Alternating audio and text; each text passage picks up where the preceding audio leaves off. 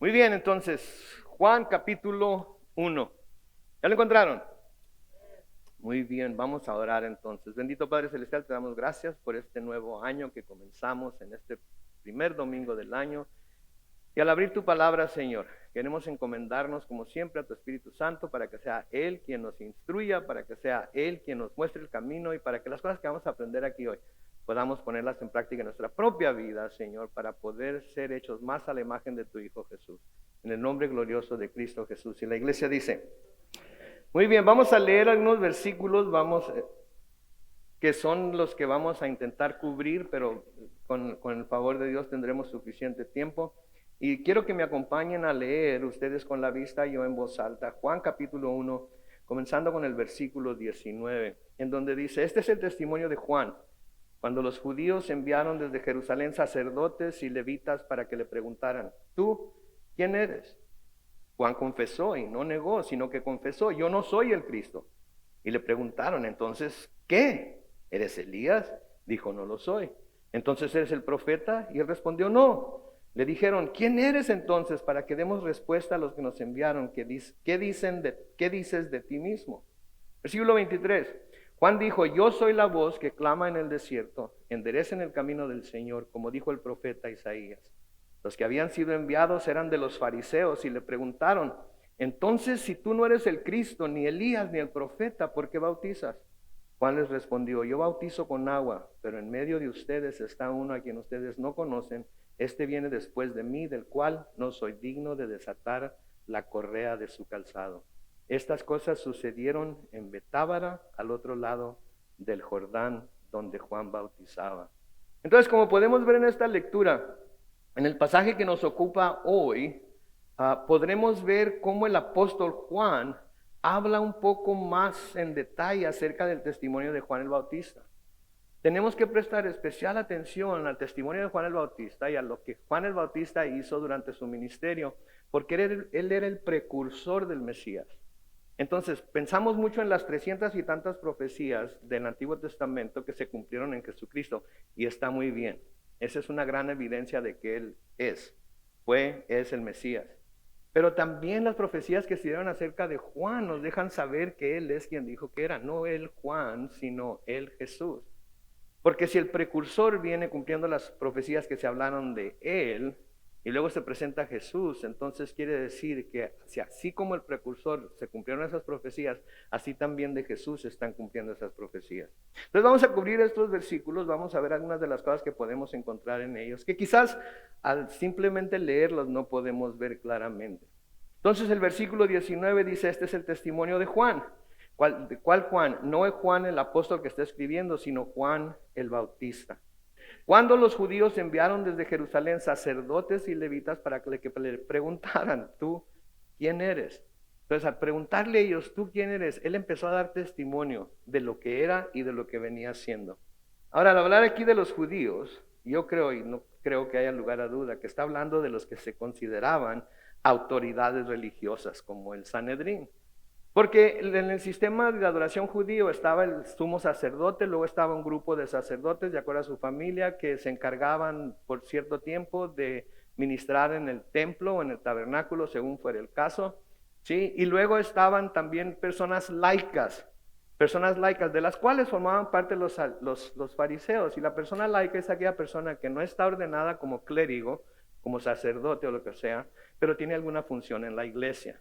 Ahora, para ser una persona laica en la iglesia y tener cierta autoridad en la iglesia, se tiene primero que tener mucho cuidado sobre quién imponemos manos para que sea eso. Y los que ya lo son tienen que tener mucho cuidado de no abusar la autoridad que se les ha dado, sino de usarla como la palabra de Dios dice que se debe de usar. Porque a menudo estas personas laicas tienen la tendencia a tomar la ley en sus manos, a tratar de poner solución a algunos problemas, a tratar de corregir, hermanos, que ellos piensan que están equivocados, pero en realidad lo hacen como los fariseos, ¿sí? Como los fariseos, lo hacen como estos sacerdotes y levitas. ¿Qué fue lo que los motivó a ir a preguntarle a Juan, ¿quién te crees que eres? ¿Verdad? Los sacerdotes estaban encargados de ser el eslabón entre los hombres y Dios. Y ellos eran el eslabón que había entre los hombres y Dios, entre Dios y los hombres. Ellos representaban a los hombres delante de Dios y representaban a Dios delante de los hombres. Los escribas eran los intérpretes de la ley. Y por su función, por el oficio que ellos desempeñaban, tenían conocimientos acerca de las señales de la venida del Mesías. Y al ver lo que Juan el Bautista estaba haciendo, se comenzaron a preguntar si quizás este era el precursor del Mesías o inclusive el mismo Mesías. Tenían suficiente conocimiento para decir o para pensar, oye, este está haciendo algunas de las cosas que se nos dice en Isaías que el precursor del Mesías iba a hacer antes de que el Mesías viniera. O quizás por cómo la gente lo estaba siguiendo, ellos pensaron que él era el mismo Mesías, que tenía la habilidad para poder convencer a la gente de quién era y que fuera con él, que fueran con él para bautizarse. Por ejemplo, recordamos cuando los Reyes Magos llegaron a Jerusalén a preguntarle a Herodes en dónde nacería el rey de los judíos. ¿A quiénes fueron los que llamó él? A los que llamó fue a los sacerdotes y los escribas. Sí, en Mateo capítulo 2, los versículos 4 al 6, Mateo capítulo 2, versículos 4 al 6, dice, y convocó, hablando de Herodes, entonces a todos los principales sacerdotes y a los escribas del pueblo. Y les preguntó dónde había de nacer el Cristo. Ellos dijeron, en Belén de Judea, porque así está escrito por el profeta.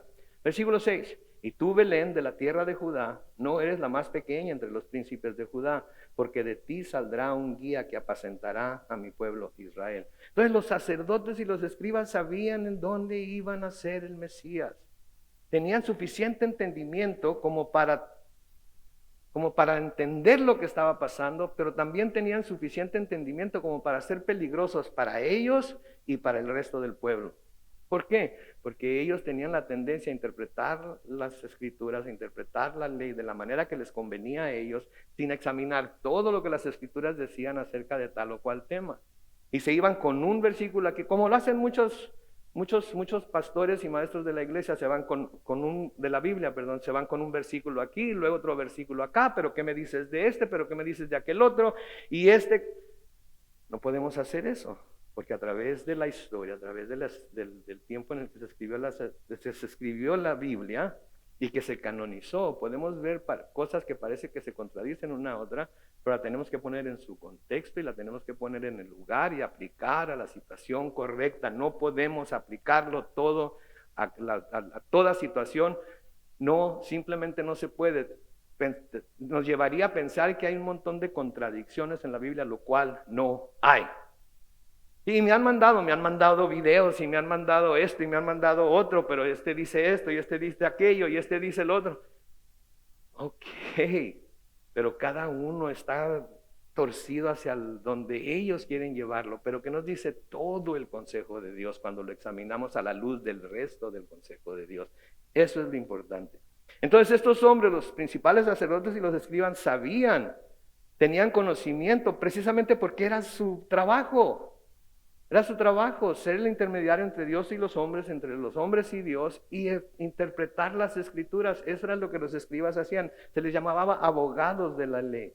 Entonces, ellos, los sacerdotes y los escribas, serían responsables de examinar a cualquiera que se pensara que era un profeta para ver si la persona era verdadera o falsa. Ahora, el Sanedrín, como ya les dije, incluía a los saduceos y a los fariseos. Y los que vinieron a investigar a Juan el Bautista, se nos dice en el versículo 24, y lo vamos a ver más adelante, que eran fariseos. Y hablaremos de los fariseos cuando lleguemos a ese punto. La pregunta para Juan era entonces, ¿y tú? ¿Quién eres? De nuevo, en el primer siglo muchos estaban esperando la venida del Mesías, que el Antiguo Testamento y los profetas del Antiguo Testamento prometían. Y los gobernantes estaban preocupados por mantener la paz. Estos hombres estaban preocupados por mantener la paz bajo el cuidado romano y mantuvieron una estrecha vigilancia sobre todos los posibles mesías. Pero no los investigaron para ver si eran o no eran. Los investigaron buscando la manera de acusarlos de que no eran. Porque si no venía el Mesías, entonces ellos podían seguir en su función de jueces, jurado y verdugos. Ellos podían seguir en su función de jueces, jurado y verdugos. Y esa es una de las razones por las que rechazaron a Juan el Bautista, Es una de las razones por las que rechazaron a Jesucristo. Es una de las razones por las que rechazaron a los apóstoles. Porque no querían que nadie se metiera con su poder sobre la gente. ¿Sí? Y como se suponía que el Mesías iba a ser el rey de los judíos, iba a ser el que los iba a venir a liberar y los iba a hacer libres de su esclavitud, de cualquier esclavitud que estuvieran, tenían miedo de que si de repente la gente empezaba a seguir a alguien, porque les estaba predicando, les estaba enseñando algo que les llegara al corazón y les hablara al intelecto y los convenciera de que él era el mero mero, que eso iba a causar que los romanos vinieran y apagaran ese movimiento inmediatamente. Pero no era tanto el movimiento que no querían que apagaran, lo que no querían era que alguien les arrebatara el poder que tenían. Por eso tenemos que tener tanto cuidado en la iglesia a quién le damos el poder, a quién le damos la autoridad, a quién reconocemos como anciano, a quién reconocemos como obispo, a quién reconocemos. No puede ser cualquier persona, la persona tiene que ser probada, la persona tiene que ser vista. ¿Sí? ¿Cuál es su comportamiento? ¿Cómo ve las escrituras? ¿Entiende lo que es la gracia o lo único que entiende es la ley? ¿Sí? Porque hay muchas personas que están tan torcidas en su manera de pensar y han recibido tantas enseñanzas equivocadas, que siempre que escuchan una enseñanza, en lugar de pensar cómo puede aplicarse eso a mi vida, ¿saben qué es lo que hacen? Empiezan a pensar, ¿a quién le queda esto de la gente que conozco? Conozco a alguien que esto le quedaría a la perfección. De vez en cuando todos hemos sido culpables de eso, ¿no es cierto? Uy, este mensaje le quedaría tan bien a mi mamá. Como quisiera que hubiera venido mi suegra conmigo, qué bárbaro. ¿Verdad? Porque esto le queda como anillo al dedo. Mis hermanos, la predicación de la palabra no es para que nosotros andemos buscando a quién le queda lo que se está diciendo. Es para que nosotros nos fijemos en nosotros mismos y pensemos si nos queda a nosotros. Por eso Santiago nos habla de la palabra como siendo un espejo. Y entonces lo que se está diciendo desde detrás del púlpito es para que yo me vea en ello y piense si acaso pudiera quedarme el saco y sin temor ponérmelo, porque eso es lo que debo hacer. Sí, entonces, de estos hombres la principal preocupación no era tanto que Juan fuera posiblemente un profeta, sino que fuera un alborotador que echaría a perder los privilegios que su liderazgo religioso les concedía bajo la protección romana. Y eso era lo que estaban preocupados ellos. Sí, querían que el Mesías viniera, pero querían que el Mesías viniera en un caballo, como nos habla el Apocalipsis, en un caballo blanco con la espada desenvainada que tasajeara a todo mundo que los estaba oprimiendo a ellos, a todo mundo que estaba pecando, y ponerlos a ellos como finalmente los reyes de Israel para gobernar a todo el mundo. Y cuando el Mesías vino con gracia, cuando el Mesías vino con amor, cuando el Mesías vino con misericordia y perdón, eso no les gustó porque eso no les convenía. Porque era necesario mantener a la gente con la bota del pecado en el cuello, acusándolos, ¿sí? Con la bota del pecado en el cuello, para que la gente no pudiera salirse debajo de su control. Oh my goodness, eso es algo que es tan importante. No se dejen controlar por nadie, no se dejen controlar por nada. ¿Sí? Y si alguien les dice aquí, libro, capítulo, versículo, sí, pero ¿qué más dice la Biblia acerca de eso? Eso es todo lo que dice. Y no hay un solo tema. Y no hay un solo tema del cual la Biblia hable que no hable extensamente a través de todas las escrituras. Entonces, si no tenemos todas las escrituras estudiadas, si no estamos basando lo que estamos haciendo en lo que todas las escrituras dicen, ¿saben qué? ¡Shh! Y si no le gusta, váyase. Y como decía el pastor Chuck Smith en Calvary Chapel de Costa Mesa, váyase enojado, pero váyase. Porque si sigue con esa actitud, lo único que va a traer va a ser divisiones y enemistades y todo ese tipo de cosas que la iglesia no debe tener. ¿Verdad? Entonces esto es lo que estos líderes querían. No querían perder los privilegios que su liderazgo religioso les concedía bajo la protección romana. Noten los versículos 20 y 21. Juan confesó y no negó, sino que confesó, yo no soy el Cristo. Y le preguntaron entonces, ¿qué? ¿Eres Elías? Dijo, no lo soy. Entonces, ¿eres el profeta? Y él respondió, no. Noten, Juan de inmediato reconoció que él no era el Cristo. Él no era aquel que le había prometido en las escrituras en el Antiguo Testamento Dios por medio de los profetas. Él no tomó la gloria que no le pertenecía a él. Él había venido con humildad, aunque nació primero, como vamos a ver más adelante, aunque nació primero, fue puesto en segundo lugar y a él no le importó. ¿Por qué? Porque estemos en primero, segundo, tercero, cuarto, quinto lugar dentro de lo que pudiéramos llamar el gobierno de la iglesia. Estamos todos en el mismo equipo y estamos haciéndolo todo para la gloria de Dios. Así es que el pastor no tiene un mayor standing, por así decirlo, que la congregación. Todos estamos aquí para servir al mismo Dios, al mismo Señor, exaltarlo a Él, glorificarlo a Él con nuestras vidas. Y nunca pensemos que lo hacemos a la perfección. Porque el pensar que yo lo hago a la perfección me lleva a juzgar a todos los demás como que no lo hacen. Y hay cosas en las que yo soy muy bueno, pero hay otras cosas en las que soy muy. ¿Escucharon cuántas veces dije muy? Muy malo. Hay cosas para las cuales tengo una gran visión, pero hay cosas en las que la visión la tengo muy corta. Pero no voy a juzgarlos a ustedes por lo bueno que yo soy en las cosas que soy bueno y lo malo que ustedes puedan hacer en las cosas que yo soy bueno.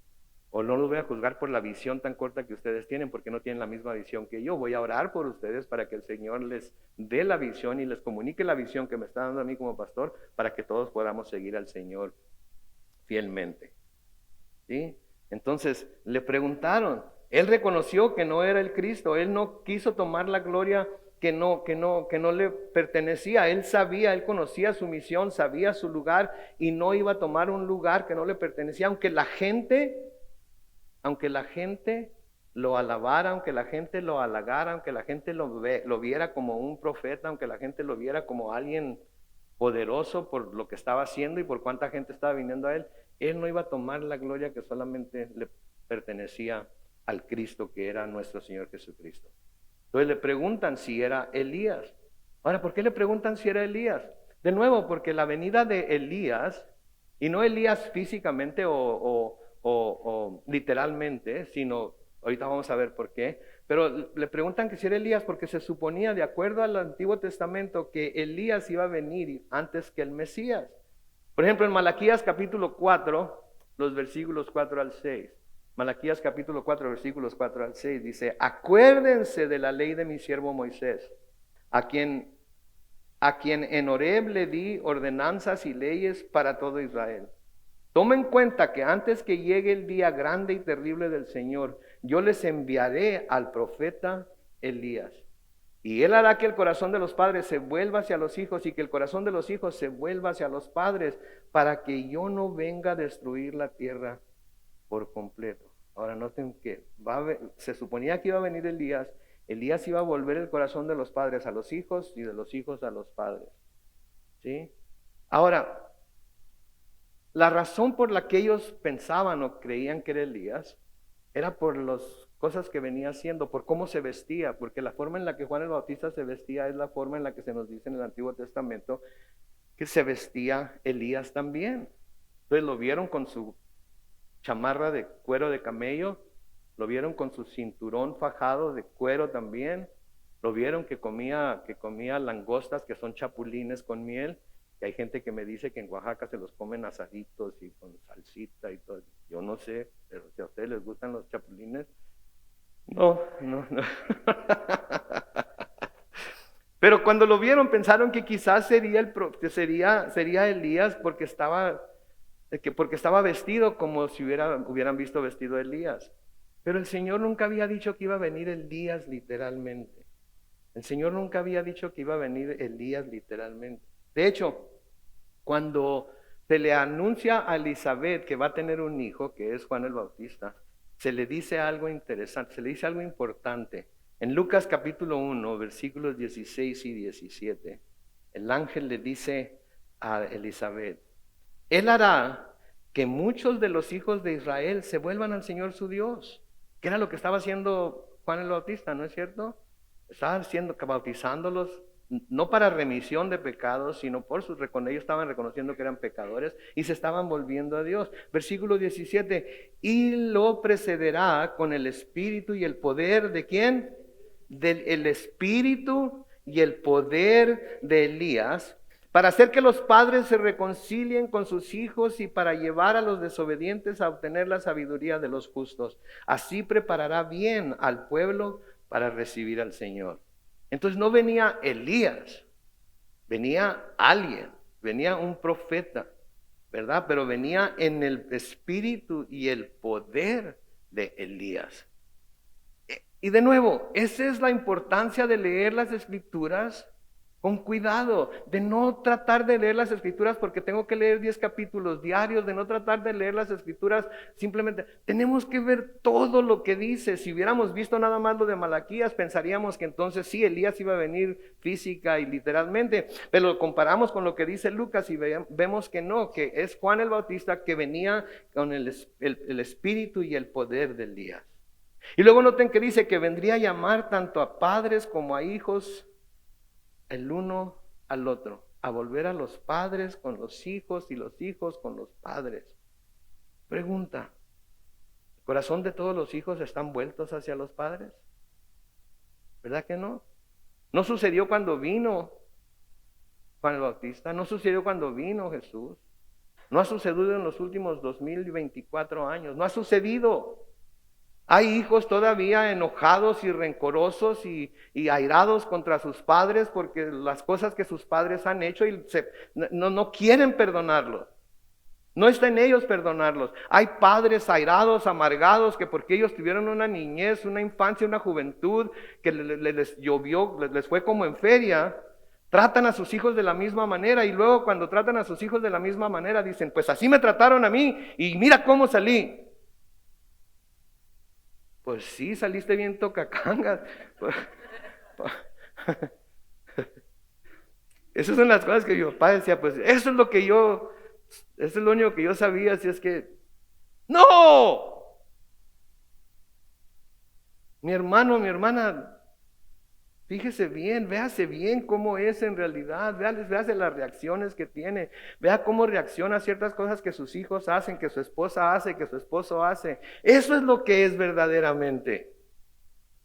Eso es lo que es verdaderamente.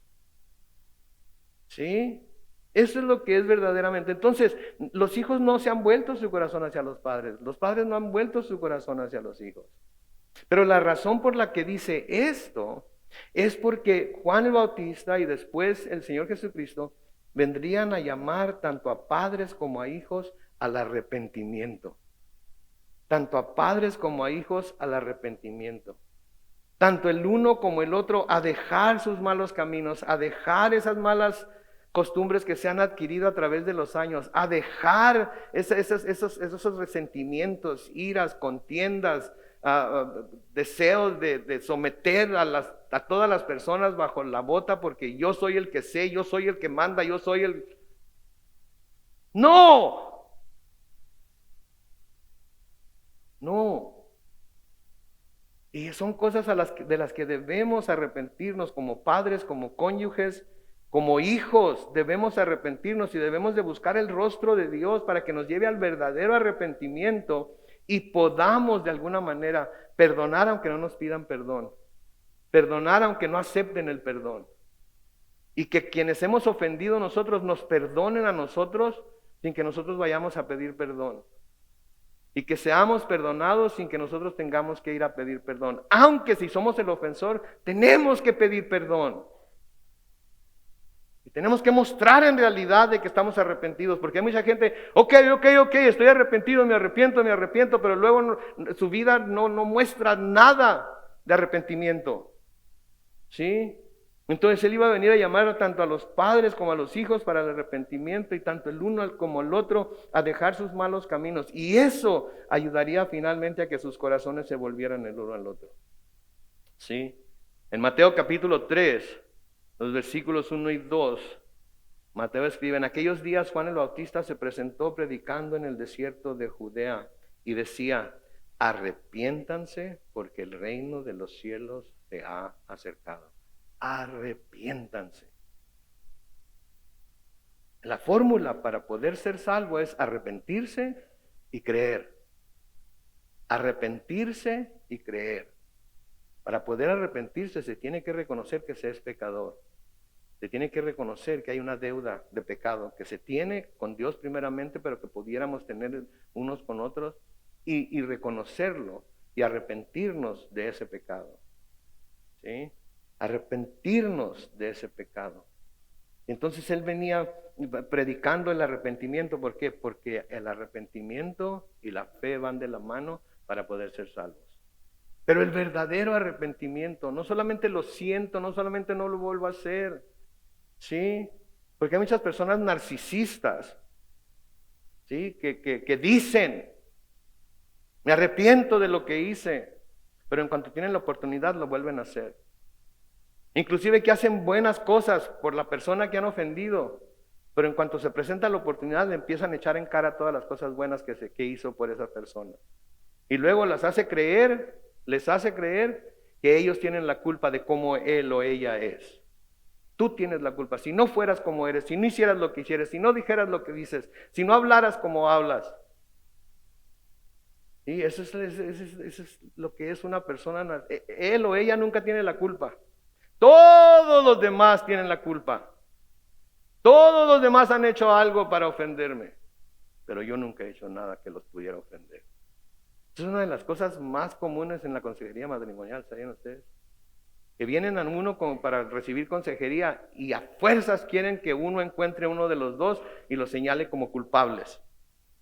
Y les digo que cuando vayan a consejería matrimonial, si es que van, no vayan a buscar al culpable de la situación. Porque les digo algo, los dos son culpables. A diferente grado, pero los dos tienen culpa de algo. Pero no van, es que ella, es que si no fuera, es que si no hiciera. No, es que él, si él fuera más así, si él fuera más acá, si él fuera... Y les digo una cosa, los que más en contra de la consejería están, ¿saben quiénes son?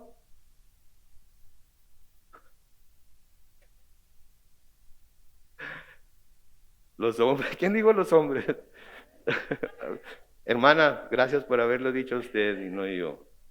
Porque luego si lo digo yo me acusan, es que usted está contra los hombres. No, no estoy contra los hombres, es que Dios hace al hombre responsable de su hogar, lo hace responsable de hacer de su esposa la esposa que él quiere tener. Por eso Jesucristo vino y murió por la iglesia para convertirla en la iglesia, en la esposa que él quería tener y estuvo dispuesto a dar su vida por ella, para lavarla, para santificarla, para perfeccionarla, porque esa es la clase de esposa que él quiere. Y al hombre se le dice, amarás a tu mujer como a Cristo amó a la iglesia y se entregó a sí mismo por ella. Y yo le digo eso a algunos.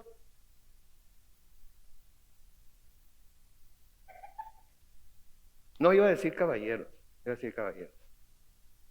Le digo eso a algunos caballeros y ¿saben cuál es la respuesta? Casi siempre es, pero lo estoy haciendo, pastor. Y entonces mi siguiente pregunta es, entonces, ¿por qué estamos aquí? ¿Por qué? Por ella.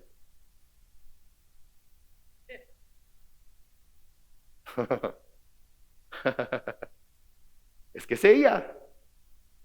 Pero no me malentiendan, hay mujeres también que, hermana, es que la palabra dice que debe someterse a su marido como al Señor. Entonces, pastor, me someto. Me someto en todo. Cuando le pido su opinión, cuando le pido su parecer. Pero por eso casi no le pido su opinión ni su parecer. Porque si le pido su opinión y su parecer, me voy a tener que someter. ¿Y sabe qué, hermano? Yo no, si lo conociera. Si lo conociera. Entonces, el arrepentimiento. Arrepiéntanse y crean. Arrepiéntanse y crean. El arrepentimiento, mis hermanos, es un cambio de mentalidad. Y es esencial para poder vivir una vida fructuosa. Arrepentirse quiere decir darse un giro de 180 grados y caminar en la dirección opuesta a la que estábamos caminando. Eso es lo que es el arrepentimiento. No es, ay, lo siento mucho, ya no lo vuelvo a hacer. De lengua me como un taco, diría mi papá.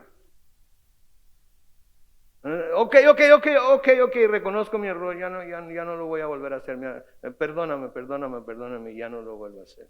El arrepentimiento es un cambio de mentalidad y es esencial para poder vivir una vida fructuosa. Es solo cuando se llega a sentir verdadero arrepentimiento que las cosas pueden llegar a ser como deben ser.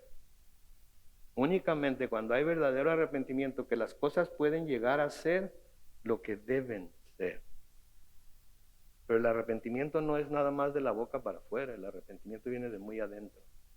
Y le digo una cosa, la persona verdaderamente arrepentida va a hacer lo que tenga que hacer para ganarse la confianza, para ganarse el respeto, para ganarse el favor, para ganarse que la persona a la que ofendió lo o la pueda ver como él o ella quieren ser vistos. He hablado con, de nuevo, desafortunadamente, varones que han caído en adulterio. No es para juzgar a nadie, simplemente lo estoy diciendo. Y quieren que la esposa vuelva con él, que los perdone y vuelva con ellos. Pastor, es que ya le pedí perdón, ya le dije, ya muchas veces. Y ok, está bien que pidas perdón y todo eso, pero tienes que ganarte su confianza de nuevo. ¿Y cómo va eso, pastor?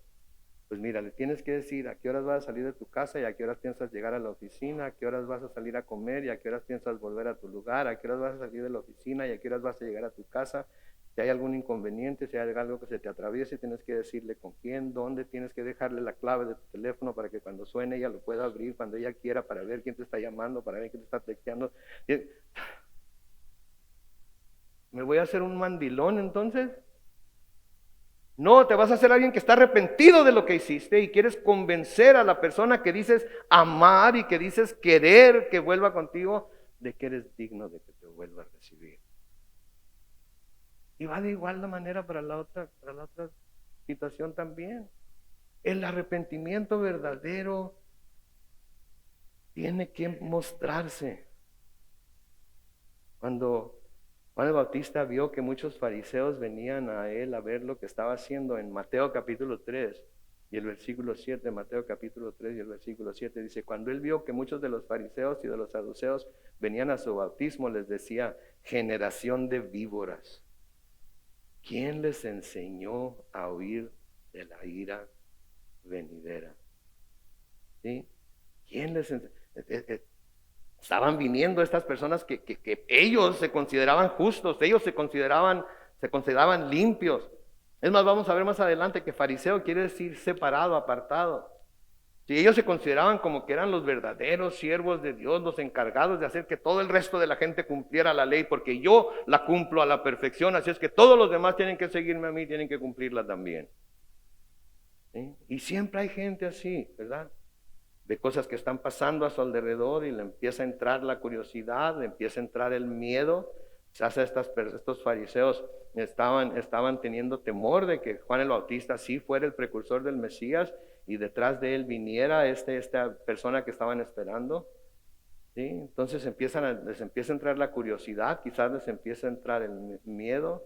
¿Se acuerdan de que alguien alguna vez les comentó acerca de las señales que habría en los últimos días, antes de venir el Mesías, como era el caso de ellos? Y al ver lo que está sucediendo, busca acercarse a Dios, a lo que es su idea de Dios, por si acaso. No, antes yo no caminaba con Dios, pero ahora sí camino con Dios. Antes yo no hacía esto, pero ahora sí lo hago. ¿Ok? Hazlo en público. Hazlo donde todo el mundo te pueda ver, donde las personas indicadas puedan ver en realidad que te has arrepentido. Sin esperar que ellos te den nada. Simplemente hazlo porque verdaderamente estás arrepentido. Y si las cosas suceden como tú crees que deben suceder, gloria a Dios. Pero si no suceden como deben suceder, sabes que tú tienes la culpa. No le eches la culpa a la persona que no ve cuán arrepentido estás. ¿Sí? Luego pasan las tormentas, deja de haber incidentes, deja de haber terremotos, deja de haber ataques terroristas como los que hubo este fin de año. La economía se compone y ¿qué sucede? Todo vuelve a ser como era antes. Todo vuelve a ser como era antes. Y cuando se le llama a cuentas y se les dice, ya ves, no era tan serio lo que estabas diciendo, lo decías nada más para que la gente te creyera, pero no lo estabas diciendo en realidad. Te ofenden, son confrontados y se ofenden. Quisieran sacar la espada y tasajear a la persona que tienen enfrente, aunque la persona que tienen enfrente simplemente está siendo el comunicador del mensaje que se le está tratando de dar. Cuando estos fariseos vinieron a Juan el Bautista y les dijo, ¿quién les enseñó a oír de la ira venidera? En Mateo capítulo 3, versículos 8 y 9 les dice esto: produzcan frutos dignos de arrepentimiento. No solamente lo digan, produzcan frutos dignos de arrepentimiento. Y no crean que pueden decir, tenemos a Abraham por padre, porque yo les digo que aún de estas piedras Dios puede levantar hijos a Abraham. No crean que solo porque dicen, ay, no. Mis hermanos, al corazón contrito y humillado, al corazón verdaderamente arrepentido, siempre fue recibido por el Señor Jesucristo. La persona pecadora nunca tuvo temor de ir delante de Jesucristo y mostrarse tal y como era, porque sabía que delante de Jesucristo no iba a recibir condenación, iba a recibir perdón, amor, misericordia. Pero tenía que haber arrepentimiento. ¿Se acuerdan de la mujer adúltera? Cuando estos camaradas le pusieron un 4 y la llevaron a presentarla delante del Señor Jesucristo. ¿Sí saben lo que es un 4, verdad? Sí saben. Los que fueron aspirinas sí saben, ¿verdad? Le pusieron un 4 y la llevaron a presentarla delante del Señor Jesucristo. ¿Sí? Ahora, lo primero que debemos ver ahí, que la llevaron a ella. ¿Dónde estaba el camarada? ¿Estaba cometiendo adulterio sola? ¿Dónde? La ley decía que tenían que llevarlos a los dos y a los dos darles. Llevaron nada más a la mujer y la acusaron, pues fue sorprendida en el mismo acto del adulterio. ¿Qué estaban haciendo? ¿Mirando por las ventanas? Digo, pónganse a pensar en lo perverso que eran estos hombres. La ley dice que mujeres como estas deben ser apedreadas. ¿Saben lo que dijo el Señor Jesucristo? Dijo, que de ustedes esté libre de pecado. Tire la primera piedra. Y dice que desde los más viejos a los más jóvenes empezaron a dejar caer sus piedras y a irse del lugar. Cuando todos se fueron, ¿qué le dice a la mujer adulta? Mujer, ¿en dónde están los que te acusan? Y ella le dijo, se han ido, Señor. Los que te condenaban, se han ido. Y él le dice, pues yo tampoco te condeno. Y luego le dice esto: ve y sigue tu vida como si nada hubiera pasado, porque ya yo te perdoné, así es que no te importe nada de lo demás, no te importe. ¿Eso fue lo que le dijo? Le dijo, ve y no peques más.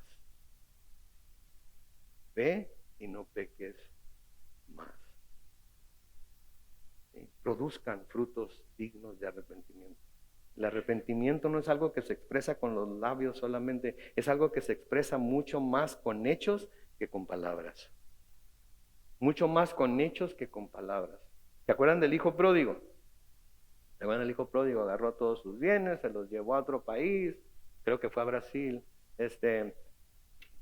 se los llevó y los empezó a malgastar y gastó todo y finalmente se quedó completamente pobre y estaba cuidando coches y se estaba comiendo las algarrobas que estaban comiendo los coches, y se acordó de que en su casa de su papá, los siervos de su papá comían mejor, etcétera, etcétera. ¿Y qué dice? Ya sé, voy a ir a la casa de mi padre. Voy a ir con mi padre y le voy a decir que, y estoy parafraseando, no me tiene ni siquiera que recibir como hijo, que me reciba como uno de sus siervos, no, que me reciba como uno de sus sirvientes, como uno de sus criados. Ni siquiera le voy a pedir que me dé mi posición de hijo, le voy a pedir que me trate como a uno de sus criados. Y va y el padre lo ve venir y manda a matar al becerro gordo y hace una gran fiesta y le pone anillos y le pone zapatos y le pone todo, ¿ok? Pero él estaba dispuesto a hacer lo que tuviera que hacer con ser recibido de nuevo en la casa de su padre, hasta ser tratado como siervo. Ese es arrepentimiento. No merezco nada. Voy a hacer lo que tenga que hacer. Voy a hacer lo que tenga que hacer también. Para mostrar que en realidad estoy arrepentido. Había un cobrador de impuestos. Chaparrito. Curiosito. Como algunos de ustedes comprenderán. Ay. y vivía en Jericó. Y cuando Jesús pasó por ahí, se subió a un sicómoro. ¿Se acuerdan? No, no están tan viejos como yo. Pero Jesús entró en Jericó, comenzó a cruzar por la ciudad y este hombre era un hombre rico porque era cobrador de impuestos, se llamaba Zaqueo y era el jefe de los cobradores de impuestos y quería ver quién era Jesús, pero por causa de la multitud y porque estaba chaparrito así, no podía verlo. ¿Y qué hizo? Se adelantó y para poder verlo se subió a un árbol porque Jesús iba a pasar por ahí. ¿Sí?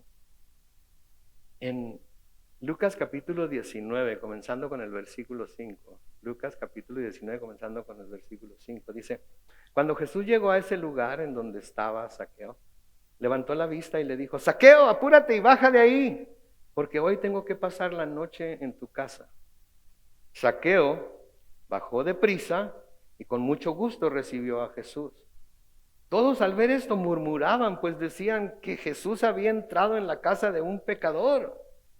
¿Se fijan en la mente religiosa, la mente... ¿Cómo se va a meter en la casa? ¿Cómo le va a ayudar a esa persona? ¿Cómo va a hacer todo? ¿Cómo va a estar? No, eso no está bien. Jesús, no lo hagas. La gente te va a ver mal. La gente te va a juzgar. La gente va a decir que tú eres igual que él. No lo hagas. ¿Sí? Pero de todas maneras Jesús dijo, bájate de ahí porque voy a pasar la noche en tu casa. Versículo 6, Zaqueo bajó de prisa y con mucho gusto recibió a Jesús. Versículo 7 de nuevo, todos al ver esto murmuraban, pues decían que Jesús había entrado en la casa de un pecador. Pero noten el versículo 8, pero Zaqueo se puso de pie y le dijo al Señor, Señor, voy a dar ahora mismo. ¿Cuándo dijo? Ahora mismo la mitad de mis bienes a los pobres. Y si en algo he defraudado a alguien, le devolveré, ¿cuánto? 4 veces más de lo defraudado. Versículo 9, el Señor habla y dice, hoy ha llegado la salvación a esta casa, pues este hombre también es hijo de Abraham, porque el Hijo del Hombre vino a buscar y a salvar lo que se había perdido. Pero se fijan que Zaqueo no dijo, la he estado regando. Voy a ir a pedirle perdón a todo el mundo. Voy a sacar cuentas a ver cuánto, para ver qué tanto puedo devolver y qué tanto no, porque no me quiero quedar en la calle tampoco. ¿Saben qué? Voy a darle la mitad de lo que tengo. ¿Cuánto tendría? No sé. Pero dijo, hoy mismo voy a dar la mitad de lo que tengo. Y si alguien es defraudado, le voy a devolver 4 veces con lo que lo defraudé. Eso es arrepentimiento. Eso es arrepentimiento. No de los labios para afuera. De los labios para afuera todos podemos hacer de cuenta que nos arrepentimos, ¿no? Y hay algunos de ustedes que son muy buenos actores. Se les ve.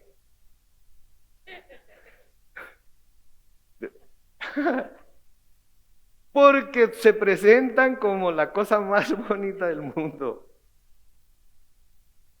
Y pueden hacer creer a la gente lo que quieran hacerla creer. Pero dentro. Yo no puedo verlo. Solamente ustedes y Dios saben. Solamente ustedes y Dios saben. Y este hombre, hoy mismo, estoy dispuesto a hacer bien todo lo que hice mal. ¿Sí? Ese es el verdadero reino. Entonces, porque oían que predicaba el arrepentimiento por el reino de Dios, que el reino de Dios estaba cerca, decían que era Elías, porque también Elías predicó el arrepentimiento al pueblo de Israel después de que se habían vuelto a los ídolos, a la adoración de los mismos. Y creo que este es un mensaje muy apropiado para el año nuevo. Vamos a comenzar un año nuevo. Estoy seguro que todos hicimos cosas en el año que acaba de pasar, de los cuales quizás hemos arrepentido, por los cuales quizás nos sintamos que debemos arrepentirnos. Tomemos los pasos que se reconocen en las Escrituras como el verdadero arrepentimiento. Amén. Al decir que no era el Cristo, al decir que no era Elías, le preguntan, ¿eres tú el profeta? Y él respondió, no. ¿De qué o a qué profeta se refieren? Bueno, se refieren a algo que Dios le dijo a Moisés que le dijera al pueblo de Israel en el Antiguo Testamento, en Deuteronomio capítulo 18 y el versículo 15, Deuteronomio capítulo 18 y el versículo 15, en donde dice, el Señor tu Dios hará que surja de en medio de ti, de en medio del pueblo de Israel, de entre tus hermanos, de en medio del pueblo de Israel, un profeta como yo, como Moisés, a él deberán escuchar. Entonces iba a venir un profeta después de Moisés, muchos años después de Moisés, que iba a hacer exactamente el mismo papel, la misma función que Moisés, y se les dice, a él lo deben escuchar. En Deuteronomio 18 sigue diciendo, voy a hacer que de entre tus hermanos surja un profeta como tú, como Moisés. Pondré mis palabras en sus labios y él les comunicará todo lo que yo le ordene decir. Dios estaba hablando aquí acerca de Jesús, que un día vendría a enseñarles el camino de regreso a Dios, pero ellos no entendieron lo que Dios estaba diciendo. Era lo que el Señor estaba profetizando, que un día iba a venir este profeta que iba a traer su palabra al pueblo y que a él tenían que escucharlo, a él tenían que hacerle caso. Juan sigue negando que es inclusive el profeta, y en el versículo 22 le dijeron, ¿quién eres entonces? Para que demos respuesta a los que nos enviaron. ¿Qué dices de ti mismo?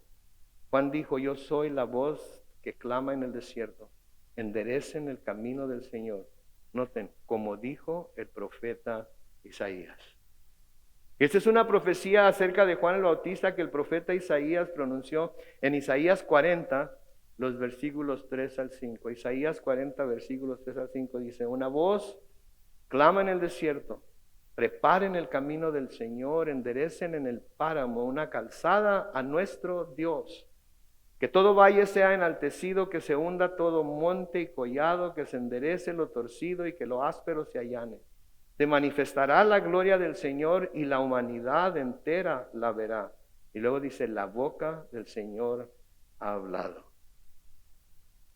Ahora, en el Antiguo Testamento, el Señor, la palabra que se traduce el Señor, es la palabra Jehová. O sea, que se abra un camino delante de Jehová. Y Juan el Bautista venía abriendo un camino delante de ¿quién? Entonces la pregunta que he hecho ya varias semanas, ¿quién era Jesús? Dios mismo. Dios mismo. Versículo 24 de Juan dice, los que habían sido enviados eran de los fariseos. Y le preguntaron, si tú no eres el Cristo, ni Elías, ni el profeta, ¿por qué bautizas? ¿Se fijan? Se sentían amenazados por lo que Juan el Bautista estaba haciendo. Ok, si fueras Elías no tendríamos ningún problema. Si fueras el profeta no tendríamos ningún problema. Si fueras el Cristo no tendríamos ningún problema. Pero como no eres ninguno de ellos, sin darse cuenta que había venido en el espíritu de Elías, sin darse cuenta que del que estaba dando testimonio era precisamente del profeta que les había prometido Dios, y se hubieran dado cuenta que precisamente el Cristo era el que venía detrás de él, ¿por qué bautizas? ¿Quién te dio la autoridad? ¿Quién eres tú? Ese era el problema con los fariseos, el control, el poder, la habilidad para someter a la gente a su voluntad, a su manera de interpretar las Escrituras, no a la manera en la que las Escrituras se deben de interpretar, comparando Escritura con Escritura, espiritual con espiritual, y no dándole mi opinión, sino lo que toda la Escritura dice acerca de tal o cual tema. Grábense eso, por favor. Nunca vayan a tratar de convencer a gente de creer como ustedes creen, usando un versículo aquí, Estudien todo lo que las escrituras digan acerca de ese tema, reconcílienlo y hablen con pleno conocimiento y confianza de que saben de lo que están hablando. No nada más porque Dios les dio boca. ¿Sí? Tenemos que tener cuidado con eso. Entonces, de nuevo, el versículo 24 y 25, los que habían sido enviados eran de los fariseos y le preguntaron, entonces, si tú no eres el Cristo, ni Elías, ni el profeta, ¿por qué bautizas? Acerca de los fariseos, un par de cosas. La palabra fariseos en hebreo significa los separados. ¿Qué otra palabra en el Nuevo Testamento significa los separados? Los santos. Entonces los fariseos eran la versión del Antiguo Testamento ¿de qué? De los santos. Porque estaban separados, se separaban, estaban dispuestos a separarse de muchas cosas que el pueblo hacía para ellos separarse para Dios. Los fariseos eran los poderosos líderes laicos del judaísmo. Ellos querían aplicar la ley a todos los judíos y no solo a la clase sacerdotal. Aunque algunos fariseos como Nicodemo y como Pablo creyeron en Jesús, la mayoría rechazaron su mensaje. ¿Por qué? De nuevo, porque ellos eran los que estaban en lo correcto y nadie, ni Jesús, les iba a venir a decir lo que tenían que hacer. Y el hecho de que Juan el Bautista anduviera bautizando, era para ellos, pues, miran cuánta gente está yendo con él. Eso no debe ser. Nosotros somos los que estamos encargados de presentarle. Nosotros somos los que estamos encargados de hacer que se cumpla la ley, de que la gente se meta en cintura. ¿Sí? Eso era lo que hacían los fariseos. Y por eso el Señor tuvo tanto problema con ellos. Es más, no quiero decírselos yo, quiero que lo vean juntamente conmigo. En Mateo capítulo 23, los versículos 25 al 28. Mateo 23, versículos 25 al 28, el Señor Jesucristo hablando aquí. Y noten que tiene signos de exclamación. Porque a menudo tenemos la imagen del Señor Jesucristo manso, tranquilo, ¿verdad? Pero yo no creo que haya dicho, ay, ustedes, escribas y fariseos hipócritas. ¿Cómo son hipocrituchos? Qué bárbaro. Yo no creo que lo haya dicho así. Los signos de exclamación indican que dice, ¡ay ustedes, escribas, fariseos, hipócritas! Porque limpian por fuera el vaso y el plato, pero por dentro están llenos de robo y de injusticia. Versículo 26, signos de exclamación, fariseo ciego, limpia primero el vaso y el plato por dentro para que también quede limpio por fuera. Versículo 27, signos de exclamación. ¡Ay de ustedes, escribas y fariseos, hipócritas! Porque son como los sepulcros blanqueados que por fuera se ven hermosos, pero por dentro están llenos de carroña y de total impureza. Versículo 28, así también ustedes por fuera se presentan ante todos como hombres justos, pero por dentro están llenos de hipocresía y de maldad. Y estoy seguro que había gente que estaba dispuesta a meter las manos a la lumbre por los fariseos, por cómo los miraban tan santos, tan perfectos, tan limpios, tan obedientes de la ley. Mi mamá siempre me dijo a mí, Carlos Manuel, no metas las manos a la lumbre por nadie. Porque hay gente que está dispuesta a meter las manos a la lumbre por gente que ni conoce. Nada más por lo que le dijeron, sin conocerlos verdaderamente, lo que han sido, lo que son, lo que siguen siendo. Saben, hay muy pocas personas en mi vida por las que yo metería las manos a la lumbre. Creo que las puedo contar en una sola mano. Porque los he visto cómo viven. Porque los conozco. Porque veo cómo se comportan en los tiempos difíciles y en los tiempos fáciles. En los tiempos de salud y en los tiempos de enfermedad. Veo cómo se han comportado conmigo cuando yo he necesitado ayuda y me han dado esa ayuda sin pedir nada a cambio. Este 31 de diciembre, al día mismo y a la hora, estábamos en la cena del nuevo y recordé que 5 años atrás, ese mismo día,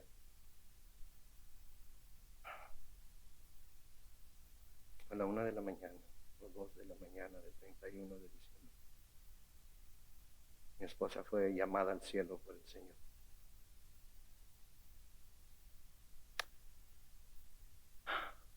Le doy gracias a Dios porque está en su presencia y ya no está sufriendo la enfermedad que sufrió. Le doy gracias a Dios porque está en el cielo y ya no tiene que ver las cosas que a menudo han pasado, que han sido diseñadas, hechas para herir. Pero le extraño mucho. Le extraño mucho. Si yo pudiera escoger, escogería tenerla aquí conmigo. Pero eso es algo que Dios tiene potestad sobre ello y yo no tengo nada que ver ya. Pero ella es una de esas personas por las que metería las manos a la lumbre. Y hay otras, pero como les digo, ya las puedo contar en una sola mano. Tenemos que tener mucho cuidado por quién metemos las manos a la lumbre. Porque hay mucha gente que por afuera, como los fariseos, parecen estar, pero por dentro están llenos de ira, de amargura, de coraje, de celos, contiendas. Y no les importa quién embarrar y no les importa cuánto daño causar. Lo que ellos quieren es que se cumpla su voluntad porque eso es lo que ellos creen y ven. Entonces, estos hombres conocidos por su celo por Dios y porque todo se hiciera no necesariamente como Dios mandaba, sino como ellos habían determinado que Dios mandaba que se hiciera, envían a un grupo de gente con Juan básicamente a preguntarle qué o quién le daba la autoridad para hacer lo que estaba haciendo. ¿Tú quién eres para hacer lo que haces? ¿En qué? Digo, ¿de dónde sacas esa autoridad? Más adelante a Jesucristo también le van a preguntar cosas semejantes. Versículos 26 y 28 de Juan. Y con esto vamos a terminar pidiéndole al grupo de alabanza que pase al frente. Después de que le preguntan, ¿y tú quién eres entonces? ¿Por qué haces lo que haces o bajo qué autoridad haces lo que haces? Juan les respondió, yo bautizo con agua, pero en medio de ustedes está uno a quien ustedes no conocen. Este viene después de mí, del cual no soy digno de desatar la correa de su calzado. Estas cosas sucedieron en Betábara, al otro lado del Jordán, donde Juan estaba bautizando. Hermanos, creo que hay una enseñanza muy importante para nosotros aquí hoy, especialmente comenzando el año 2025. Una es que cuando hemos pecado, lo único que tenemos que hacer es arrepentirnos de haber pecado y darle ese giro de 180 grados y empezar a caminar en dirección opuesta a la que estábamos caminando. Que si queremos que se nos crea que estamos arrepentidos, vamos a tener frutos de arrepentimiento. No lo vamos a decir de la boca para afuera. Vamos a estar dispuestos como el hijo pródigo, como Zaqueo, vamos a estar dispuestos a hacer lo que tengamos que hacer para que ese arrepentimiento se manifieste. Para que ese arrepentimiento se manifieste. Y tenemos que reconocer que por más que hagamos para mostrar ese arrepentimiento, va a haber gente que no lo va a aceptar. Va a haber gente que no lo va a aceptar. Y lo que nosotros tenemos que hacer cuando nos encontremos con esa gente que no lo va a aceptar, estamos obligados a perdonar de todas maneras, así como Cristo nos perdonó a nosotros. Quizás ellos o ellas no reconozcan nuestro arrepentimiento. Eso no quiere decir que nos volvemos enemigos de ellos y empezamos a acusar a diestra y siniestra y a decir sin tener fundamentos. Eso quiere decir, estoy dispuesto a hacer lo que tenga que hacer, a sacrificar lo que tenga que sacrificar, con el propósito de mostrar mi arrepentimiento. Pero en realidad el único que me tengo que preocupar de que lo reciba es mi Señor en el cielo. Y a los de la tierra les puedo manifestar mi arrepentimiento hasta donde sea posible, pero si no lo quieren recibir, no hay nada que se pueda hacer. Pero eso no quiere decir que, bueno, pues últimamente que no. Yo sigo mostrando ese corazón contrito y humillado. Sigo esperando en Dios que Él me transforme día con día más y más a la imagen de su Hijo Jesús.